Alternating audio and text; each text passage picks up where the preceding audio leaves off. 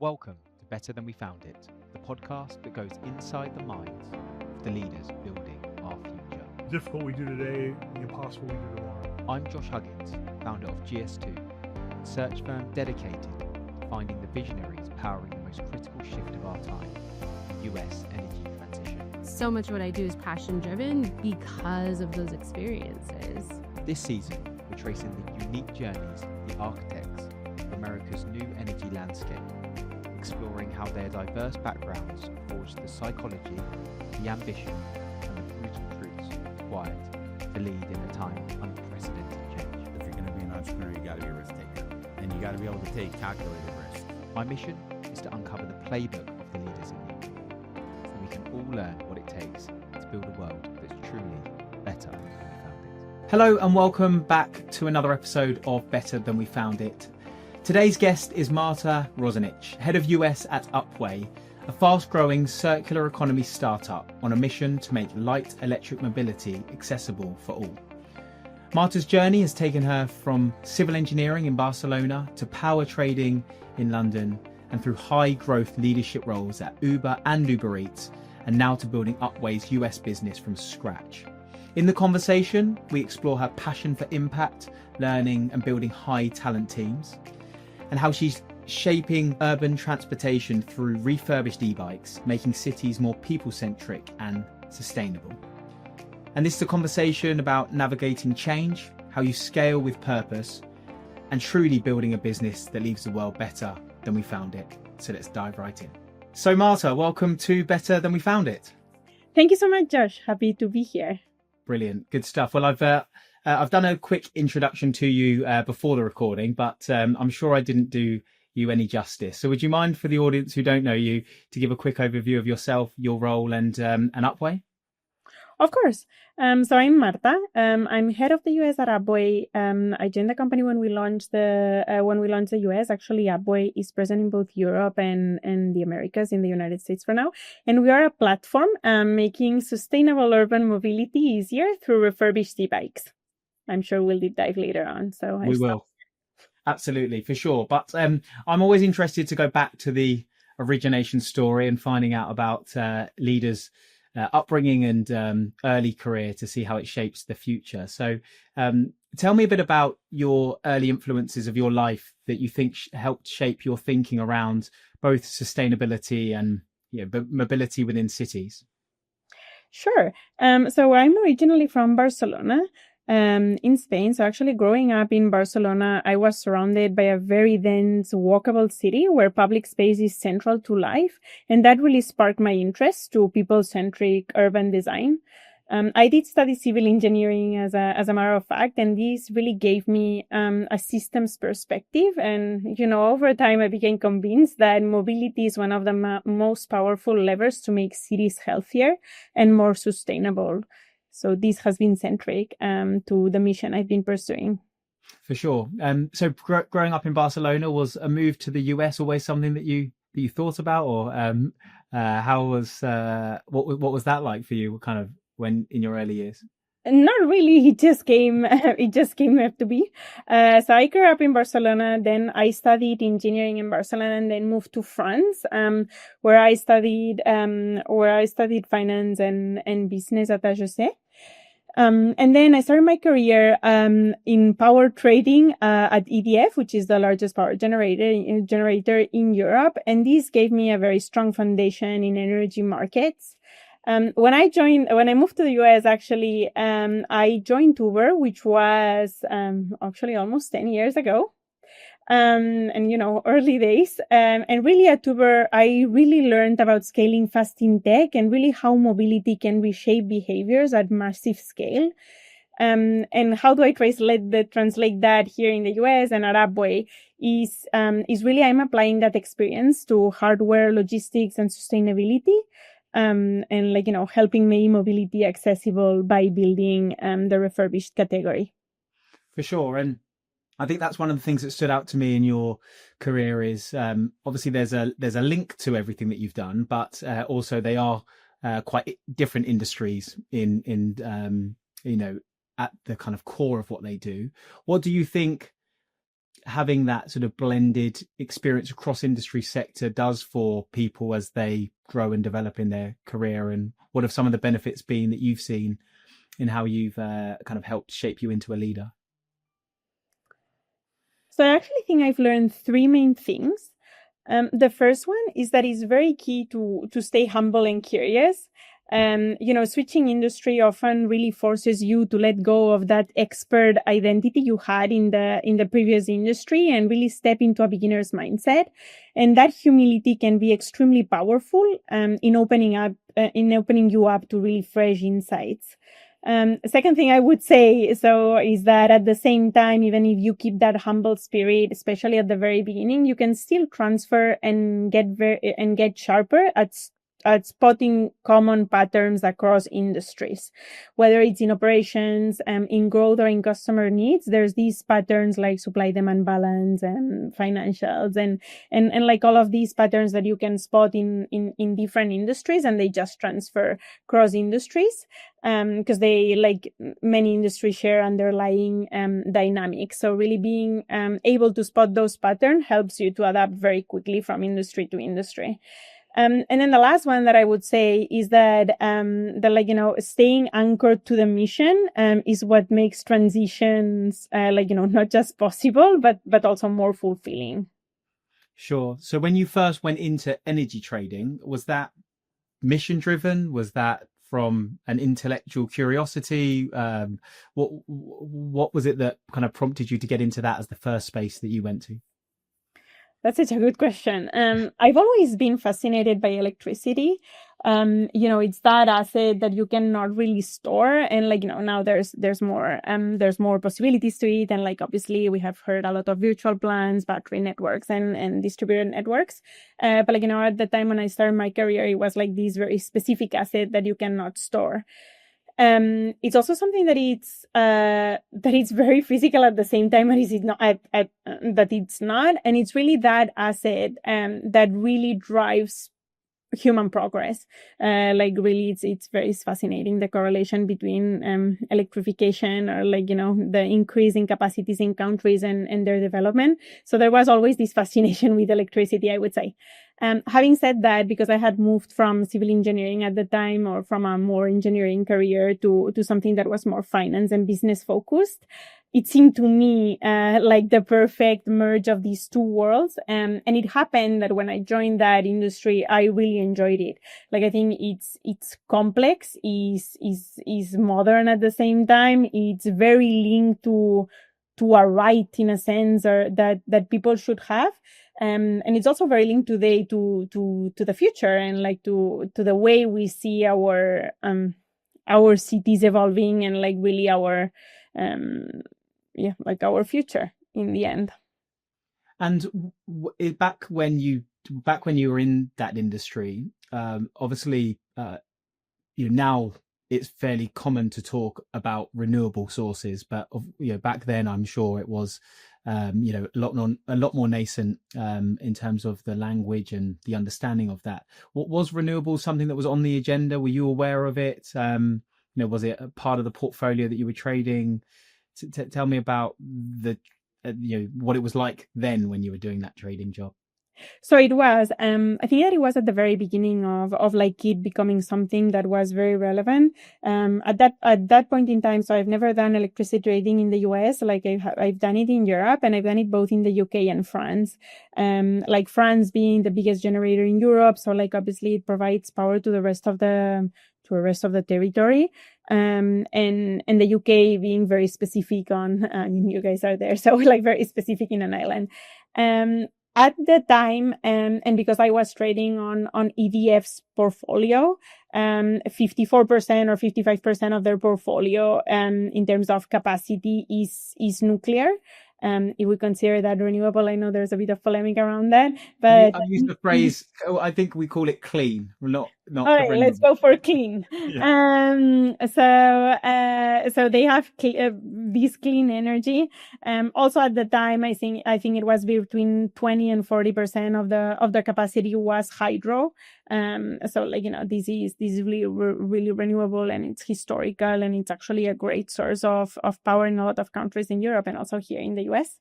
And then another part of it was also renewable. I remember actually in the UK a lot of times there were issues when there was a lot of wind or a lot of, it was mostly wind in the UK. It's more solar in Spain, for instance, but there would be not necessarily issues, but because from a regulatory standpoint, companies or generation companies needed to buy all of the electricity that was produced by renewable resources.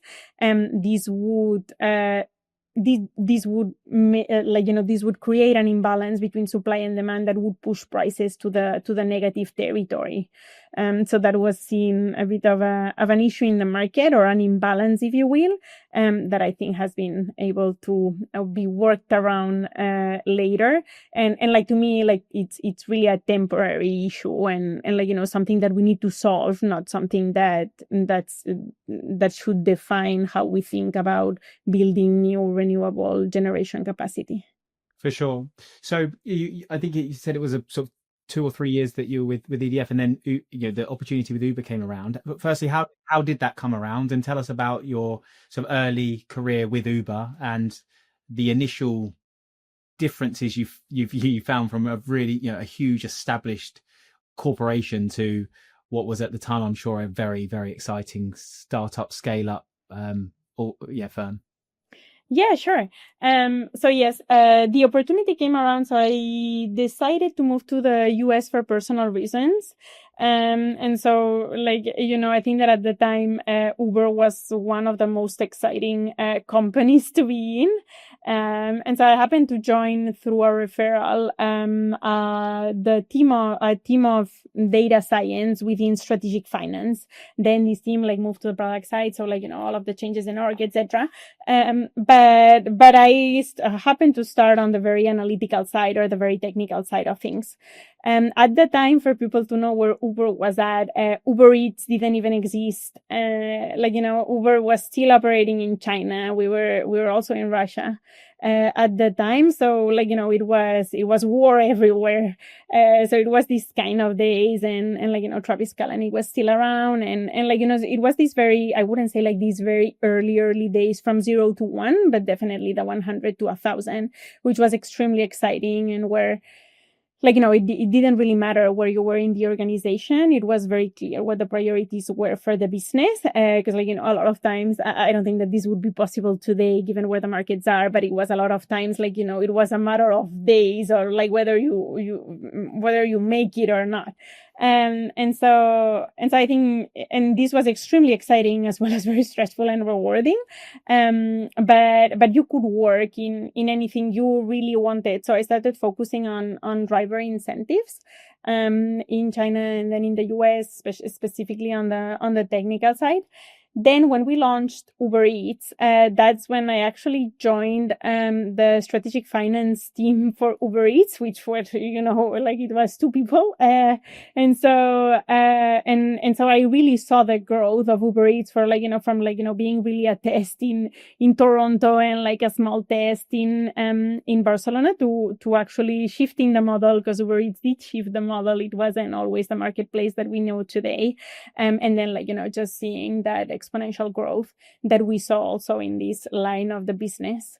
A few years later, again, for personal reasons, I decided to move back to Europe. And that's when I actually had the opportunity to join the operations side, or the business side of things.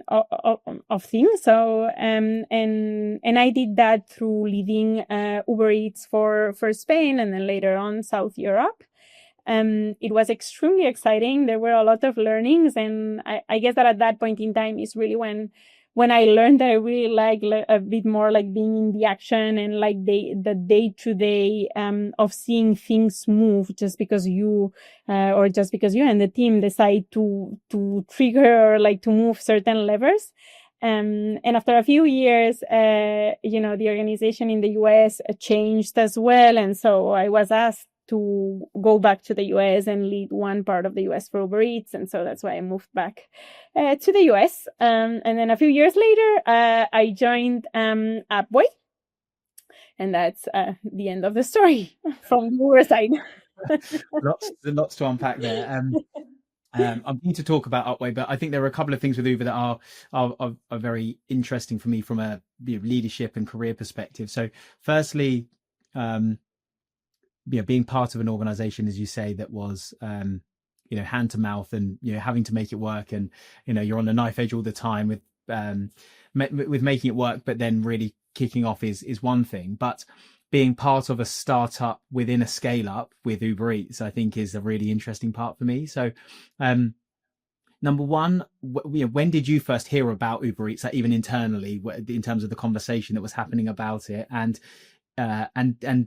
number two, did you think it would become as big as it has become and really shift the societal way of buying kind of food and convenience? Yeah, so that's an interesting question that I was actually thought quite a bit at Uber, as I'm sure it has been in other companies. So actually, the way Uber Eats started was as I wouldn't say really a spin-off, but like the team for Uber Eats has always been independent from the Uber team, which I think is one of the keys to success. It's the same that we have seen in other companies. So the same way that at Netflix, when they put in competition a bit broadcasting, it's a bit different because it's not true that Uber competes with Uber Eats, but when they put in competition the broadcasting or the streaming service with their traditional or their historical business, or even in Amazon when they separated the team that would work on AWS versus the core business. So we really believed at the time that having an independent team that would focus on Uber Eats exclusively would be a key part to success. Having said that, at the very beginning, it wasn't Uber Eats, it was Uber Everything, which was this team that would test different things. This team was led by Jason Rogie, and they would test different things. So a lot of the things that we hear about today, like, oh, this big innovation, etc., were things that were tested at the time. So there was Uber Eats, there was Uber Rise, which is now the Uber Direct or the Dash Drive. So offering logistics to partners, not just the marketplace service. There was Uber Events, which didn't go anywhere, and there was something related to health, which would now be, I guess, the Uber Health. So there were all of these ideas that had been tested, that were being tested. There were other pockets of innovation at the time. There was also Uber Elevate, which was this concept of this plane that would fly and would go from building to building and deliver on people. There was also obviously the autonomous side of things that then was let go. But in that specific pocket of businesses related to Uber, or that could leverage in a way the driver network, but were different industries, were really tested one next to the other one. In the case of Uber Eats, at the beginning, there was, and let me know if I'm speaking a lot, but in the case of Uber Eats, the initial test was actually to do pre-orders of food that was already cooked in a way. So there was this big warehouse where there would be these dishes that were already cooked. And so the idea was that, the couriers would go into these spaces and then just deliver the food that was already prepared, and where there was not a lot of choice, and where we prioritized at the time, or the test prioritized for speed, because that came from what we had learned at Uber, where the on-demand concept and the constant obsession with operations was key to success. Uber Eats is a whole different story, because this is not really true. What is really good key to success is selection. So really, when we saw that exponential growth was when Uber Eats became the marketplace that we know today, and when there was this two-sided marketplace where the restaurants get integrated into the app. And so to your question, did I see, this becoming a huge thing since the very beginning? I would say yes, the point we moved to the marketplace, because then it really went wild, in a similar way, that we had seen with Uber. We also have always this experience from China, which I think, at least in the early days, Travis Kalanick was really obsessed to always look at what was going on in China, especially with delivery platforms, or with Didi in the case of Uber, etc., to understand because they they really are ahead in terms of some of these things, in particular because they don't have much space, like the cities are very dense, and they have other needs, but they really are ahead in some of these, on the adoption of some of these technology or some of these services. So I guess that also brought confidence to understanding that it would scale. For sure. But I suppose in hearing you sort of talk that through, it's about the empowerment to try things and fail, and you're going to be trialing all of these different ideas, and that if you nail the one that does land, then the upside is so big that it's of course worth the failures of the others. But how is it when you move to more of a kind of leadership role? Then when you've got I assume you've got pretty big and ambitious targets to hit, that you need to focus on, but to still allow that pocket for innovation and growth. How did you find that change when you became more of a kind of general leader, and but still being able to empower people to innovate and to come up with new ideas? Sure. I think this all comes to the structure or to the org, and really a bit of the role of how you define the roles of responsibilities of the company. I think that Uber was pretty successful at establishing the general manager organization, or the general manager centric organization. I think most of the operations companies that have followed that example, or I don't know who, I don't want to claim that Uber was the first because I don't know, but others that have implemented these GM centric org structure have been pretty successful at it. An example that comes to mind is Airbnb, for instance. But what this means is understanding that you prioritize for very local ownership, and so that you have DGM that will own in a territory their top line and their bottom line. So they will receive guidelines on top line and bottom line, and anything that happens in between is a bit of their ownership. So they have complete flexibility to try things and to manage the P&L in the best way they can. And at the same time, it's kind of this healthy competition that appears among GMs. Obviously the drawback of that is that there's duplicity, probably, that it's not the most efficient org and things like that. But this is more than offset by innovation and just talent, because it's obviously it's a much more interesting problem to solve than other type of roles. And then obviously just speed of execution, which is usually key to success to these operation orgs. Sure, understood. And last thing I want to touch on before we move to Upway and to get into the journey there is just something you mentioned about the move, your personal movement in this period of time, from Spain to France, the UK to the US, back home and then back out again. Growing your career in these kind of scale up global companies obviously means there are opportunities further afield, but how do you balance your own ambition and to explore those opportunities with also, your personal life and, family or relationships and other things? That's a challenge that we hear a lot about, and we talk to a lot of people about when we're talking about opportunities that do require a relocation. So how have you approached those things in terms of the upside of the move from a career standpoint, but maybe the downside from a personal perspective, if there is one? And could you just share a bit more about your approach in making those decisions? Yes, I'm afraid I don't have the perfect answer here, because I guess that I'm still finding the right answer, and I'm still navigating the uncertainties on that answer.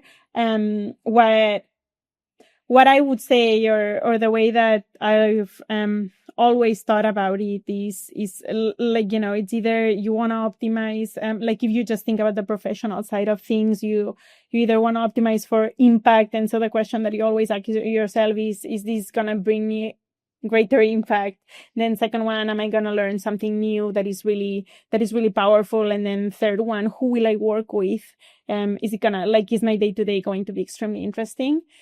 and like obviously on the personal side, like I think it's a bit more complex, and like, you know, everyone lives their own situations, but I think that that you can, like, with transparency and communication, you can always find a balance, and like, you know, the world is so interesting that I'm sure that all families will find interesting things everywhere. Having said that, it's also about compromises. So, like, you know, as in life, it looks like almost everything is negotiation. And so with your personal life, it's another vertical in your life where this is going to happen. So if from the professional side, or the way that I've handled it is like, if I've wanted to pursue something on the professional side that I thought would really make an impact for me, or that, like, you know, I thought would really make me grow, then I think that you either bring everyone on board, or at least you bring everyone on board for some time, and then, like, you just accept that you've made a deal, and, like, you know, when that time ends, then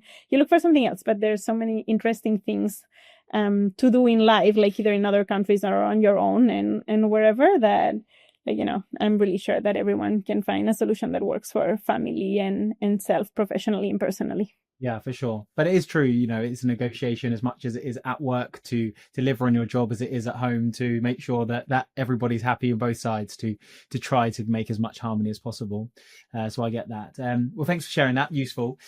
So tell us about how your time at Uber came to an end, and you've spoken a lot about impact. So what is it about Upway that, you know, really stood out to you, and why? What did you feel as though that mission was more impactful and critical for you than staying at Uber? So I don't want to say that staying at Uber was not fulfilling for me, because it wouldn't be true. I do feel like, so what excites me about Upway is the fact that we are really building a new category that I think can have huge impact, that already has huge adoption in some parts of the world. And that has a lot of nuances to it. And I do think, like, our mission at Upway is really to build so to make light electric vehicles accessible to everyone. And so we are starting with refurbished e-bikes, but our mission is larger, and this mission really speaks to me. And I think that it has been pretty centered, like really a centerpiece to what my career has been. In terms of the final decision, so I know that in the podcast you talk a lot about mentorship, and I think that this topic is very relevant here. So actually, the reason why I joined Upway, or one of the reasons that I joined Upway as well, was that my old manager from Uber was one of the co-founders of Upway. So I was always very involved into the progression of the company since the very beginning, and especially when they launched in Europe. And so when the time came to launch the US, I was just so excited to go on to come on board. And I knew that, like as mentioned, I knew that the three kind of topics, or the mantra that I kind of follow when I decide on a career change were there. And so one impact, obviously we have talked about that in terms of the adoption of light electric vehicles and more sustainable modes of transformation, and giving back cities to people. And then the second one is learnings. As mentioned at Uber, I had learned really from 100 to 1,000, or really that scale up path, which I believe we are in at Upway at the moment, but we weren't obviously when we launched in the US, where it was a bit of a clean slate, and that excited me a lot. And then the last one is the talent density that we can find on Upway. At Upway, it's just enormous. And I know that every day, when I go to work, I'll have fun. I'll learn something new. I'll be challenged, and that just makes your day to day exciting. For sure. So what was Upway in the US when you joined, or was it nothing? Okay. It didn't exist. It was incorporated. That it was. So I mean, just practically play that out. So you're offered a role to start the US, but it's an incorporation, and that's it. So what are you doing? Finding office office space? Are you finding employees? What's task number one?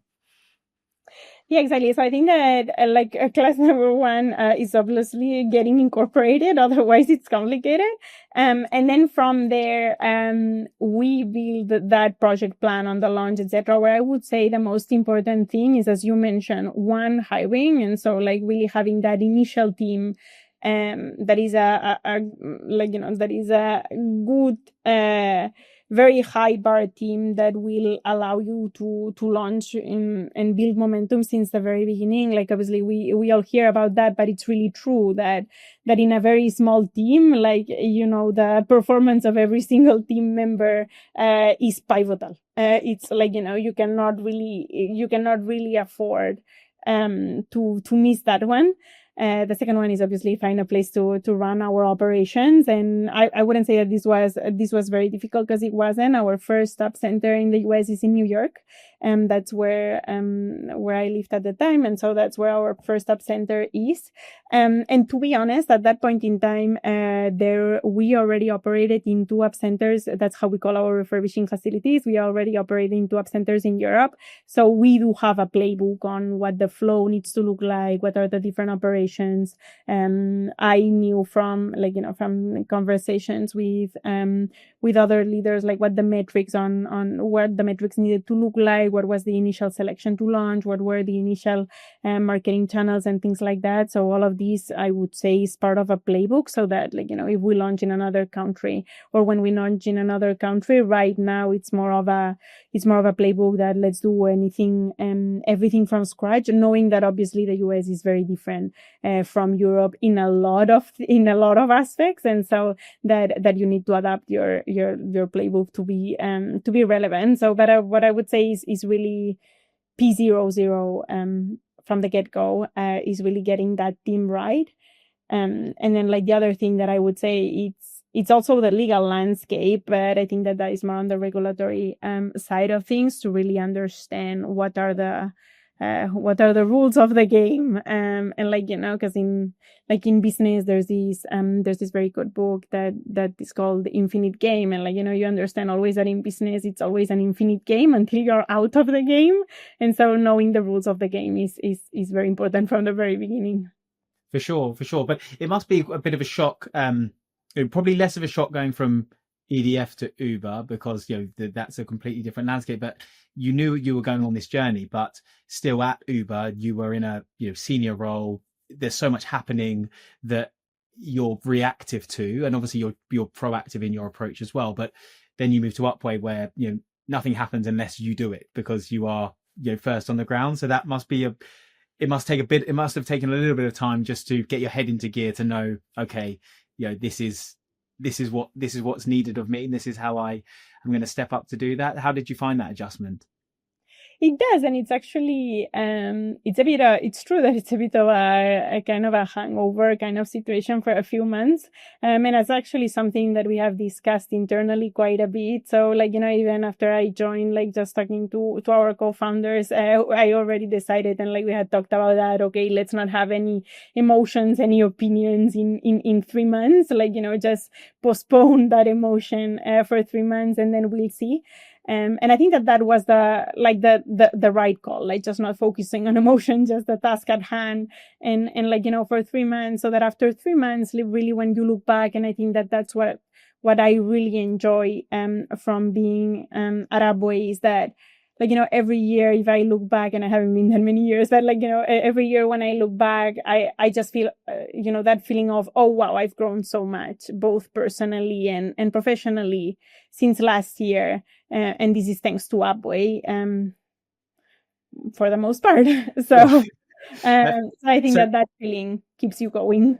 Yeah, for sure. So just to explain, in simple terms, for people that maybe aren't aware of Upway or the business model, you said it's sort of secondhand e-bikes, but could you just explain exactly how the model works, and what it is that you do?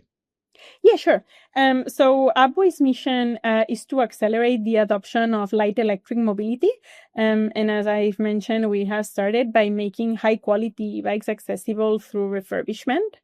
what we do is we source used e-bikes from individual local businesses, large manufacturers, or leasing companies.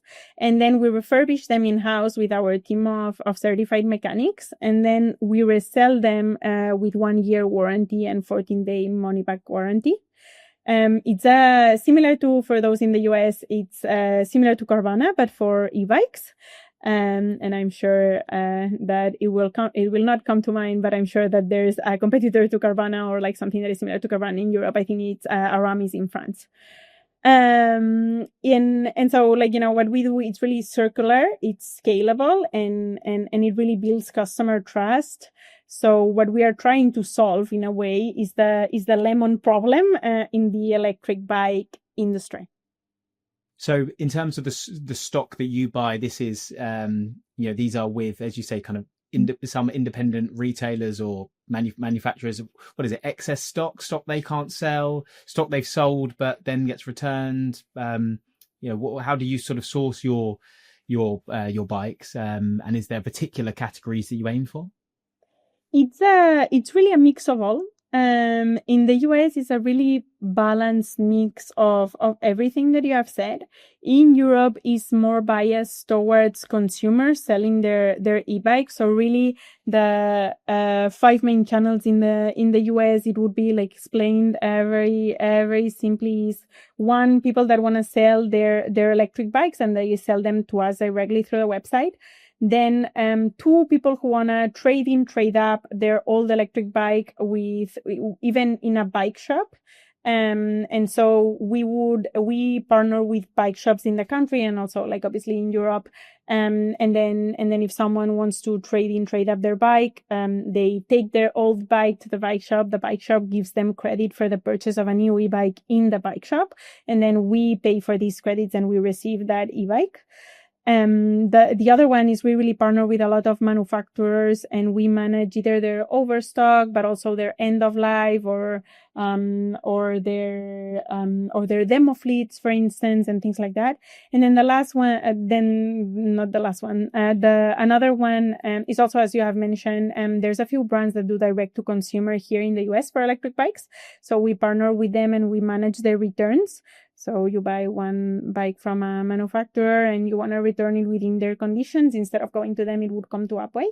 And then the last one is we partner with leasing companies, and we will recover, like we will keep the bikes that they lease upon return. I understand. Okay. So from a so just break it down for me in terms of the those different options.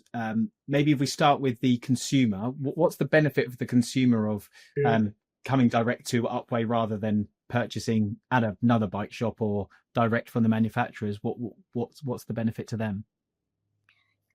So there's a few benefits to it. The first one, when you compare to new, it's really price. So that's why, it brings affordability into the market. So our prices range from 20% to 60% of retail. So affordability is key to our value proposition. Second thing, that's when you compare to other marketplaces such as eBay or Facebook Marketplace, is trust. And so the fact that all of the bikes go through our certification process and to a level, and like we bring them to a level that we feel confident putting on them, like 1 year warranty and 14 days money back guarantee periods. And then obviously the last one, which is more linked to sustainability, it's the fact that that this is an upcycled product and that it's not a product that we land in the landfill. What I find is interesting on this last topic that not a lot of people realize from the very beginning is just the fact that just from building the secondhand industry for electric bikes, you are also increasing the residual value of that new electric bike that you're purchasing. So actually, and this also happened in the car industry at the time when the secondhand industry, which is now bigger than the first-hand industry, by the way, in the US, but when it was built, that is also what happened. And so the fact that when you buy that new e-bike, because we exist and we have built this secondhand market or this secondhand platform, you already know that the residual value of your product is higher than you would if your only solution was then to sell it on Facebook Marketplace, Craigslist, or directly to another person. Sure, understood. And then what about from the independent bike shop? Why would they partner with you, and what's their benefit? So I would say their benefit is twofold. So on the one hand, the benefit that they get from trading. So these people that would have an oldie bike would go to a bike shop. They would sell the bike and trade up for another bike within the bike shop. Obviously there's a benefit on the conversion side of this customer that gets into their bike shop because they get a credit. And then there's also foot traffic. So that we give visibility to these partners on our website. We do events with them, and obviously they benefit from our visibility. And that gives them foot traffic, which is also important for them and is really top of mind for the bike shops. And then on the other side is partnering directly with us. So by partnering directly with us, they have that opportunity to be able or have that have that peace of mind that they have a partner that will help them take care of this demo fleet, this overstock, these returns that maybe they find it challenging to manage with the manufacturers directly, or that they are just part of their own inventory and that they may need to get rid of at some point. Sure, I understand. Well, thanks for explaining that. And then I was thinking about the actual reality of electric bikes and the clean mobility into the US market. What do you see as some of the barriers to the adoption of e-bikes? And maybe you'll tell me that actually adoption is rising significantly. So I don't know, but what are some of the barriers that you face, and how do you believe Upway addresses those challenges?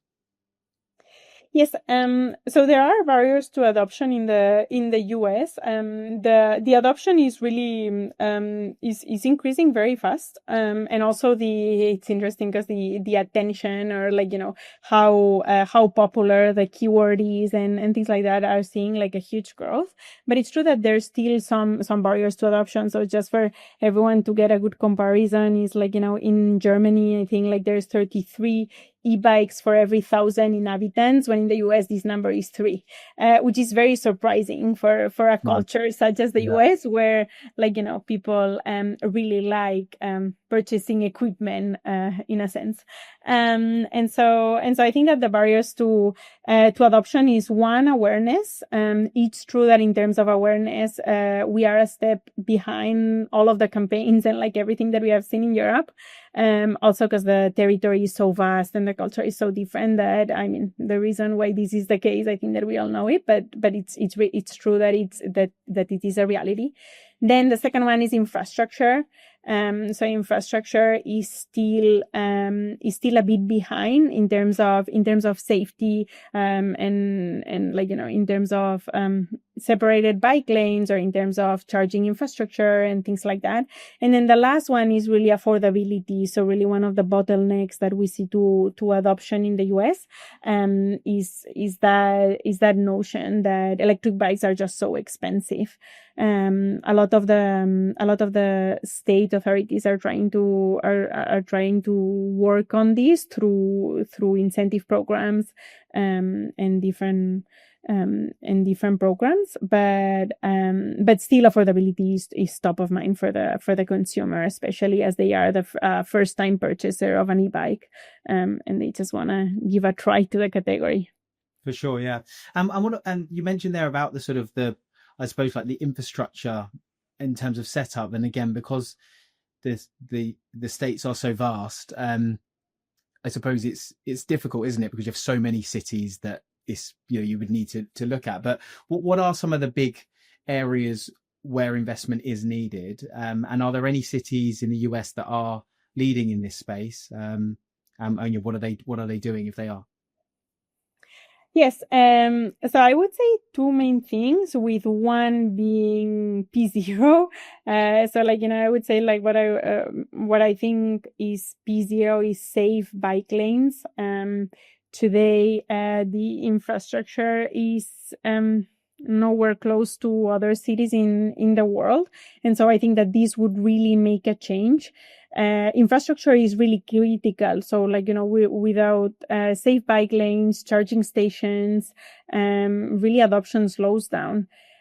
We have really seen how powerful these enablers can be in cities like Paris. And I know that Paris, has coupled that with a lot of other things, prohibiting car parking in some streets in the city, or making motorbike or motorcycles, I think, pay for parking versus not doing that for e-bikes, also giving incentives, etc. But just building infrastructure of safe bike lanes where people can go from A to B through a safe path would really build momentum and make a difference.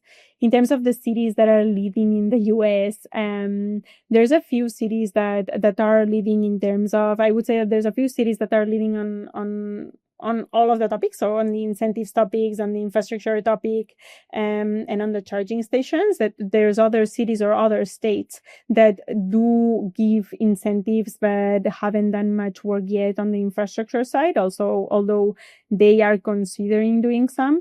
If I talk about the big states that are more mature in this journey, I would say California is one of them, and obviously LA has a good opportunity with the Olympics, where they want to make them as car-free as possible.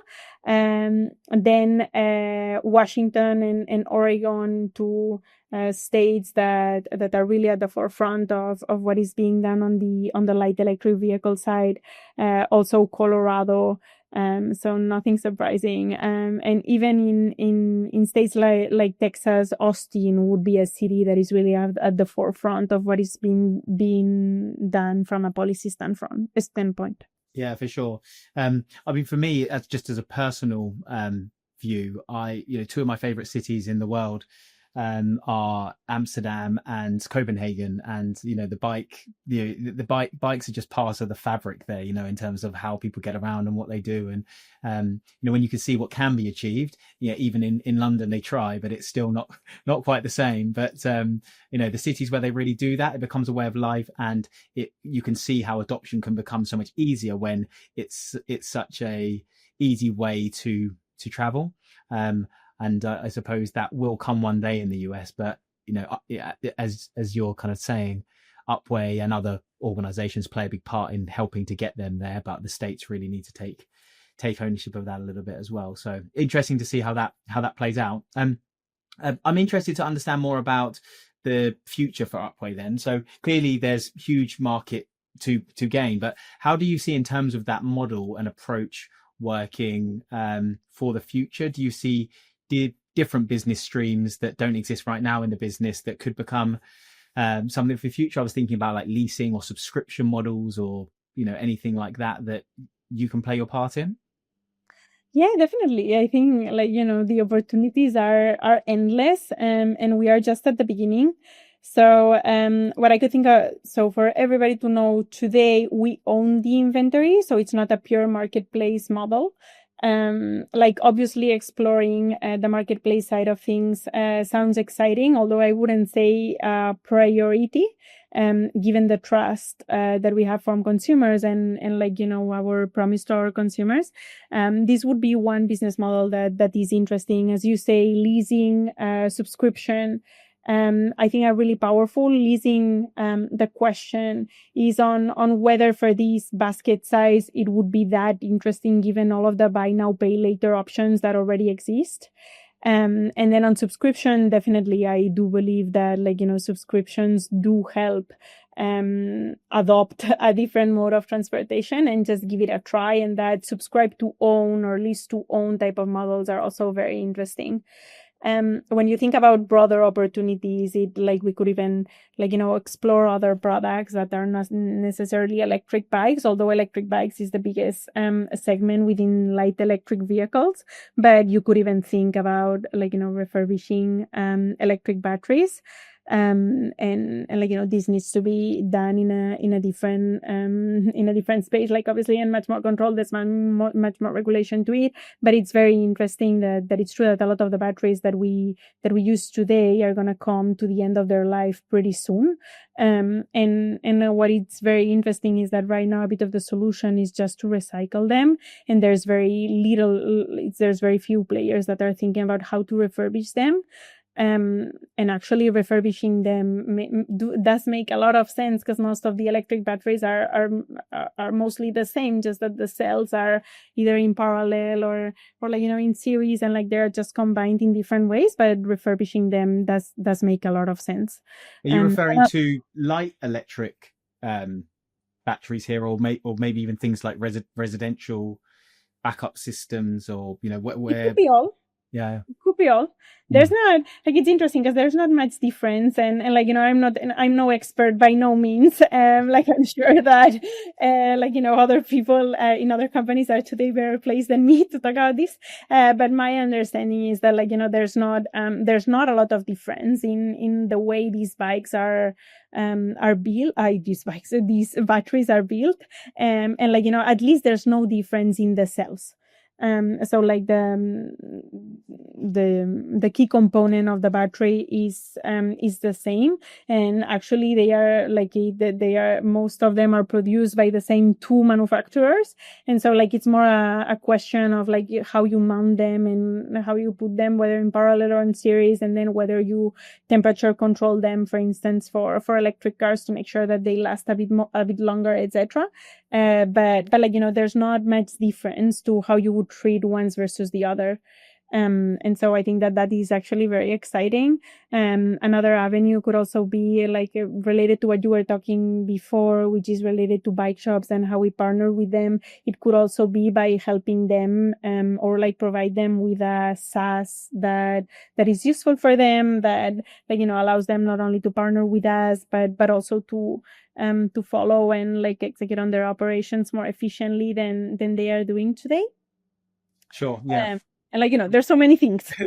Lots of opportunity, yeah, for sure. And thank you for sharing all of that. Just back to a couple of leadership points before we close then. So I suppose something that's really come through is that the sort of intersection for what you've done in your career, and particularly with Upway, where there is a big sustainability component to what you do, but also there's a huge amount of value creation, but that comes through sustainability. And I really enjoy working with and understanding more about the companies that understand that you can have both. There seems to be this sort of juxtaposition in the particularly in the US, where it's sustainability is here and commercial and profitable companies are over here, and some people think there's a kind of divide and you can't have only one, not both. But Upway obviously shows that is possible. But how do you manage that sort of mission and impact that you're trying to have with also commercial growth when you're scaling in a business like Upway? Yes, I think that you said it exactly right. I think that we are just lucky here. At Upway, we integrate impact into the core business model. So really, growth and sustainability have never been in tension. So the more bikes we refurbish and resell, the greater our impact, the better our business. So really there's no tension. So we haven't really faced that juxtaposition or that need to build a balance between growth and impact. Sure, and that's where the best business models work, I suppose, where they are just one and the same. So that makes sense. You also mentioned about talent density. When you're in that startup mode in the US, building that high performing team, how crucial every individual is when they first join. What's your approach to how you build that and to ensure that the people you're bringing in those early days are right? And what's your approach to making sure you, as best as you can, make the right hiring decisions? So, like, for me, talent density means really hiring people who truly raise the bar. And so, like, usually in all of the debriefs, when we talk about someone that is going to join the team, we always ask the question of, like, is this person going to raise the bar? And like, even does this person pass the 3-hour airport test, which is that test that, like, would you spend 3 hours in an airport if you lost a flight with that person and things like that. But like, I would say that what is key to that principle is, like, really always raising the bar. Like, even if you think that your team is outstanding, you would still want to hire someone that would raise the bar. And so this needs to combine both, like, skill with strong work ethic. And I would say that this is key to bringing people on board. Other element is obviously that once they are in, I think that our job as leaders is really to empower them. And I think that both at Uber and at Upway, honestly, but like especially Uber at the beginning and now Upway, we try or we prioritize at all times to lead by context and not control. So, like, we aim to create an environment where high performance can thrive and become the best versions of themselves, and where low performers will just not enjoy it. And so, like, as I was talking before, that's a bit of the core of the GM org, if you will, in that, like, when you give a very challenging problem to someone, if they succeed and they find it exciting, etc., or the people that succeed and find it exciting will be top performers and, like, will be the top performance.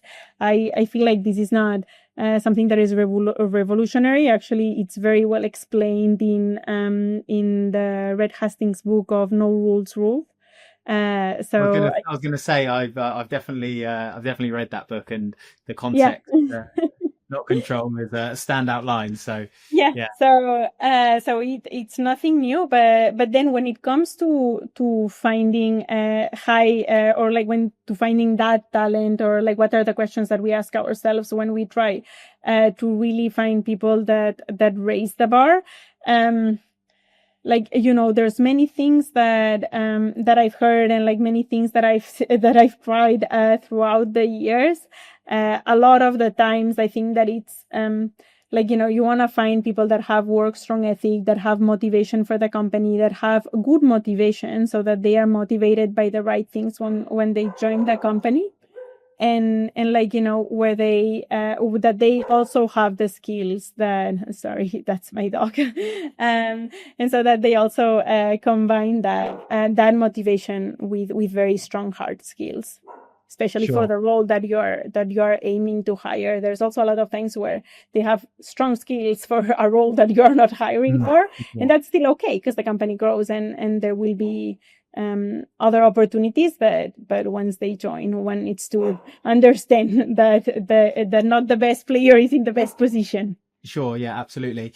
But the reality of the point you mentioned there, where you said about low performers won't like it and won't last. But the concept of it obviously makes sense and is well documented. But the reality of actually leading like that every single day is quite hard to be consistent with. Just maybe one last takeaway then you could perhaps give, if you have an underperformer in your team that you think may not make it, how do you approach that? What's your approach to ensure the talent density stays where it needs to be and grows and doesn't drop to the lowest performer? Yeah. So I think that one of the cultural values for us, it's open-mindedness. And what this means is that we are all very grateful of feedback. And so what that has led to is that we are really in a culture of constant feedback. And like, where even people really look for constructive feedback kind of all the time. So it's really great because I really believe, like, that feedback is a gift, that someone that cares about you is giving you. It's an opportunity to grow. And so because this is so centric to Upway's culture, is something that has been welcomed and that is welcomed since the very beginning. I think that when a junior person joins, it's sometimes a bit difficult to adapt to that. And I think like the biggest hurdle here like is really to make sure that people can differentiate between what is personal feedback, that there's none, to work feedback, and like really understand that when someone gives constructive feedback, it's not about you, it's about a specific thing that is happening. But once that happens, we have realized that, or once that is understood, and that is understood just by like, frequency of feedback, and like, really making sure that people understand that we care, and that we have at the very core that concept of tough love. So once that is understood, I do believe that everyone at the company is extremely open, extremely grateful, and like, extremely happy when someone gives feedback. So I think that to that point, because this is the case, and because of the constant and the always early feedback that is provided in the company, there's never a misunderstanding on what performance is for an individual. There's never a misunderstanding of where people are within the company, and how they could have more impact, or how they could improve, or what they have done well, what could have been done better, etc. And so like, it just, and so just tackling difficult conversations becomes not only easier, but also they don't come as a surprise. And I think that this is really key to when you manage bad performance, that it doesn't come as a surprise, and that, like, even if something hasn't worked out as we all expected, that, like, people keep dignity and like stay happy with the outcome, whatever they would be, and especially that like, they are not surprised. For sure, yeah. Well, there's a lot we could go down, dive a whole new path around that, but I'm mindful that we're running out of time. I just have a few quick fire questions. You have answered a few already, and then we'll wrap up. So you've mentioned a few books, but if there was one book that you could say has changed the way that you lead, what would it be? I would say it's none of the ones that I've mentioned, but it's the Hard Thing About Hard Things by Ben Horowitz. Yes, yeah. I've just finished reading it, and I'm actually listening to the audiobook to follow up with it. But it's an amazing book. I love it. So good. It is. What's your favourite city in the world for urban mobility? I know it may sound biased, but it's Barcelona. I really think it's a pioneer in reclaiming streets, and it's centric to so many debates on tourism, light electric mobility, and many other things that I just find it's a cornerstone to the topic. For sure. You've obviously focused with Upway on sort of 0 to 1 and 1 to 100, and then with Uber on 100 to 1,000. Which element of the startup scale-up journey excites you the most? From the startup one, so from 0 to 1, it really excites me because it's really a blank state. From 1 to 100 excites me because from there, it's a never-ending race forward. And that's when you really get into that infinite game that we talked about. And I just find this is so exciting in terms of learnings and the mistakes that you can make and still survive. Yes. And you spoke a lot about feedback. What's the best piece of feedback that you've ever received? I think it's prioritize ruthlessly, learn continually, and aim for meaningful impact. And to wrap up with them, Marta, you've given and shared so much, so thank you for that. But impact has been a core conversation that you've raised. And as you know from our podcast, Better Than We Found It, it's all about individuals having the impact that they want to have on their career, so that when they look back at the end, they can say, I've left the world better than I found it. What would need to happen for you in order to be able to realize that goal and realistically say that you've left it better than you found it? So I think that my personal ambition is just to create meaningful impact, as you have said, and like the way that I think that I would be happy to have done that is just by solving important problems, helping people grow, and leaving system, teams, and communities just stronger than I found them.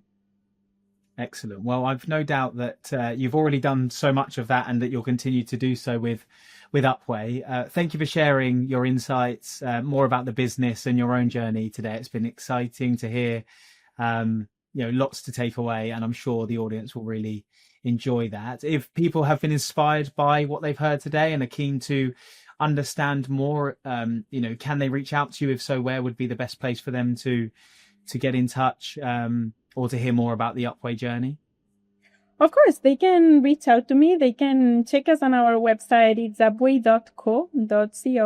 They can also reach out to me directly on LinkedIn. I'm afraid I'm not very active on social media, but they can definitely reach out to me either through LinkedIn or through our website, and I'll make sure to respond. Brilliant. Well, thank you so much. It's been fascinating to speak, and I look forward to checking in again soon to hearing how it's all going. But thank you for your time today, and catch up soon.